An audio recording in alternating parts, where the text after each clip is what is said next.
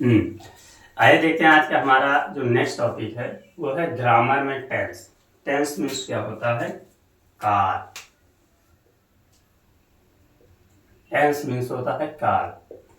तो जैसा कि हम लोग पिछली कक्षाओं में पढ़ चुके हैं कि जो टेंस हमारे होते हैं, काल जो होते हैं, जिसे हम समय कहते हैं, तो ये मुख्यतः जो होता है तीन प्रकार का होता है। एक हमारा होता है प्रेजेंट टेंस, दूसरा हमारा होता है पास्ट टेंस और तीसरा हमारा होता है फ्यूचर टेंस।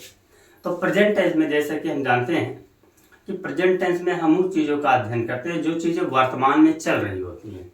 यानी प्रेजेंट टेंस में जो काम हो रहा होता है उसी को हम वर्तमान काल या प्रेजेंट टेंस कहते हैं। दूसरा इसमें देखते हैं कि हमारा ये जो पास्ट टेंस है, जिसे हम लोग कहते हैं भूतकाल। भूतकाल का मतलब ये होता है कि जो चीज़ें बीत चुकी हैं, ठीक है, उसे हम कहते हैं भूतकाल में। और फ्यूचर टेंस का मतलब होता है कि जो चीज़ें आने वाली है, जिसके बारे में हमें कुछ पता नहीं होता है। जैसे इसका सबसे बेस्ट एग्जांपल होता है कि हर इंसान अपने फ्यूचर के बारे में परेशान रहता है। क्यों? क्योंकि उसे पता नहीं है ना कि आने वाला उसका फ्यूचर कैसे होगा। तो वही इसमें ये तीनों हमारे टेंस हो गए।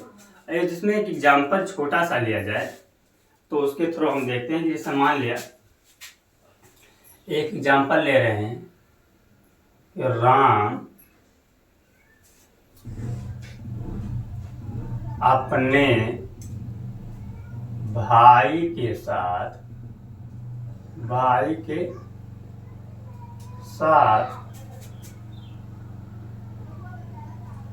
स्कूल जाता है। ध्यान दीजिए, यहाँ पर हम देख रहे हैं कि जो है अक्षर जो है या जो है हमारा शब्द जुड़ा है जाता है, तो ये ता है जो है ये प्रेजेंट टेंस की पहचान होती है।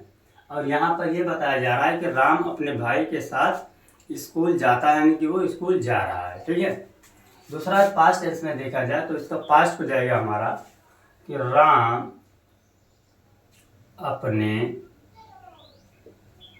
भाई के साथ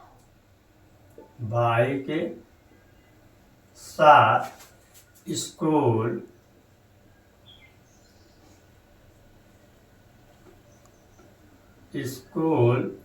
जाता था या जाएगा, सॉरी जाता था ये हो जाएगा। ठीक है, जाता था या गया था, गया। ठीक है, ये हमारा हो गया जाता था या गया था। और तीसरा फ्यूचर टेंस देखें, यानी कि जो भविष्य काल हमारा है जिसमें देखें तो जैसा कि हम जानते हैं कि फ्यूचर टेंस में हम लिखेंगे कि राम अपने भाई के साथ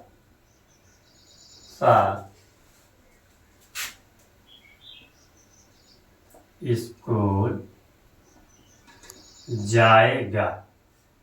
ठीक है, तो यहाँ पर हम तीनों देख लिए, यानी कि हमारा यहाँ टेंस जो है तीन प्रकार का हो गया। तो ये पहले का देखा जाए, हम इसको पहले का ट्रांसलेशन करें तो यहाँ पर लिखेंगे कि राम कहाँ जाता है? स्कूल जाता है। तो राम गो। अब यहाँ पर ध्यान देने वाली बात है कि जो हमारा प्रेजेंट टेंस होता है, तो प्रेजेंट टेंस में जो हमारे वर्ब होते हैं, क्या होते हैं? वर्ब जो होते हैं, वर्ब में एस या एस का प्रयोग करते हैं। तो राम गोज टू स्कूल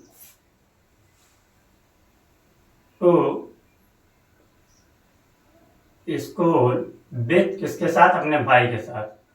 तो विथ हिज ब्रदर।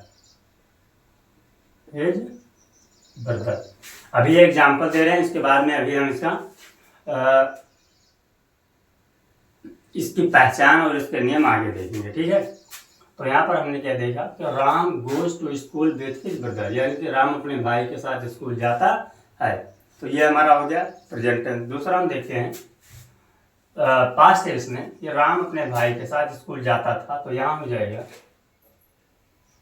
राम। अब यहाँ पर हम देख रहे हैं कि यहाँ पास्ट टेंस में जो वर्ब होता है इसका सेकेंड फॉर्म में जाते हैं, तो गो का सेकेंड फॉर्म हो जाएगा वेंट।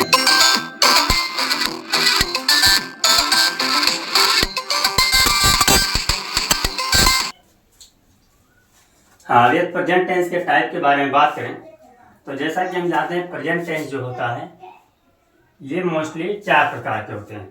एक हमारा होता है प्रेजेंट इंडेफिनिट, दूसरा हमारा होता है प्रेजेंट कंटीन्यूअस, तीसरा हमारा होता है प्रेजेंट परफेक्ट और चौथा हमारा होता है प्रेजेंट परफेक्ट कंटीन्यूअस। यानी कि टेंस हमारे कितने हो गए? 4 हो गए। अब चारों के जो हैं हर एक के 4 फॉर्म होते हैं। जैसे यदि प्रेजेंट इंडेफिनिट की बात किया जाए तो प्रेजेंट इंडेफिनिट के पहला हमारा हो जाएगा अफर्मेटिव, दूसरा हमारा हो जाएगा निगेटिव, तीसरा हो जाएगा इंट्रोगेटिव और चौथा हमारा हो जाएगा इंट्रोगेटिव निगेटिव। जैसे ये एक छोटा सा एग्जांपल ले लें, एग्जांपल में लें कि मान लिया कि प्रेजेंट इंडेफिनिट हमारा है, या प्रेजेंट इंडेफिनिट के बारे में बात करें तो इसमें हम सबसे पहले देखते हैं अफर्मेटिव। अफर्मेटिव, तो अफर्मेटिव का मतलब होता है सकारात्मक वर्ड, यानी कि पॉजिटिव। जैसे ये छोटा सा हम लिख दें कि सीता स्कूल जाती है, ध्यान दीजिए। तो ये हो जाएगा हमारा अफर्मेटिव। दूसरा जिसे मैं लिख दिए निगेटिव, तो यहाँ पर हम देख लेंगे वही हो जाएगा कि सीता स्कूल नहीं जाती है। क्या हो जाएगा? सीता स्कूल नहीं जाती है, क्योंकि ये क्या हो जाएगा? निगेटिव हो जाएगा। ठीक है। फिर या जैसे में अगला हम देखें इंट्रोगेटिव। यदि इंट्रोगेटिव की बात करें, इंट्रोगेटिव मीन्स होता है प्रश्नवाचक वाक्य। तो प्रश्नवाचक वाक्य में जैसे हम लिख सकते हैं कि क्या सीता स्कूल जाती है। और यह चौथा हम देख रहे हैं, चौथा हमारा अगला है इंट्रोगेटिव निगेटिव, यानी कि हम इसको लिख सकते हैं इंट्रोगेटिव प्लस निगेटिव। तो इसके बारे में बात करें तो इसमें हम लिख सकते हैं कि क्या सीता स्कूल नहीं जाती है, नहीं जाती है। तो ये हमारे चारों हो गए। ठीक है। ऐसे ही हर टेंस के चारों टाइप हो गया और चारों टाइप के 4 फॉर्म हो गए। ठीक है। तो ये हमारा हो गया टेंस।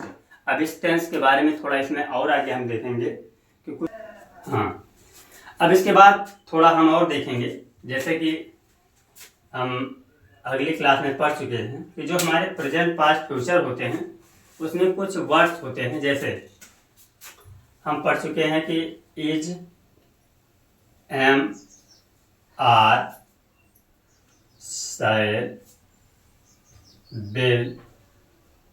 ठीक है। ये सब क्या, ये सब हमारे कुछ हेल्पिंग वर्ड होते हैं।